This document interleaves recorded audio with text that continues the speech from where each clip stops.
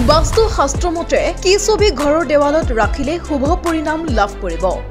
দৌৰি থকা ঘোঁৰাৰ ছবি ঘৰত ৰাখিলে কি লাভ হয় ঘৰত বা কাৰ্যালয়ত বাস্তুৰ নিয়ম মানি চলাটো অতি প্ৰয়োজনীয়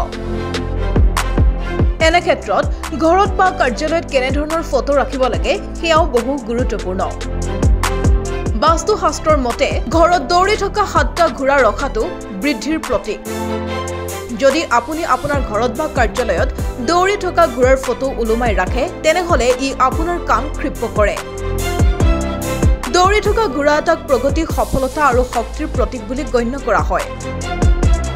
আৰু তাতোকৈ ডাঙৰ কথা যে 7টা দৌৰি থকা ঘোঁৰাই অৰ্থনৈতিক সমৃদ্ধি বৃদ্ধি কৰে বিশ্বাস কৰা হয় যে কোনো ব্যক্তি যদিহে নিজৰ স্থানত দৌৰি থকা ঘোঁৰাৰ এখন ছবি ৰাখে তেনেহলে তেনে ব্যক্তিৰ সাহস প্ৰজ্ঞা প্ৰেম পবিত্ৰতাৰ গুণ আছে আৰু জীৱনত সদায় সফল হৈ থাকে বাস্তু শাস্ত্ৰৰ মতে 7টা ঘোঁৰাৰ ফটো দক্ষিণ দিশত ৰাখিলে খ্যাতি আৰু সফলতাক প্ৰসাৰিত কৰে যদিহে এই ফটো আপুনি উত্তৰ দিশত ৰাখে তেনেহলে ঘৰলৈ সুখ সমৃদ্ধি কঢ়িয়াই আনে ইয়াৰ উপৰি ধনৰ প্ৰচুৰতা সৃষ্টি হয়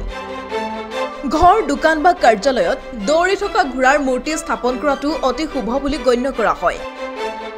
যদিহে আপুনি ঘৰৰ পূব দিশত 7টাকৈ ঘোঁৰাৰ এখন ছবি ৰাখে তেনেহলে ই আপোনাৰ কেৰিয়াৰ বৃদ্ধিত সহায়ক হয় এই দিশত চিত্ৰকলা ৰখাটোও অগ্ৰগতি আনে দৌৰি থকা ঘোঁৰাক গতিৰ প্ৰতীক বুলি গণ্য কৰা হয় ইয়াক আপুনি আপোনাৰ অধ্যয়ন কক্ষ বা বহা কোঠাতো স্থাপন কৰিব পাৰে নিউজ ডেস্ক প্ৰতিবিম্ব লাইভ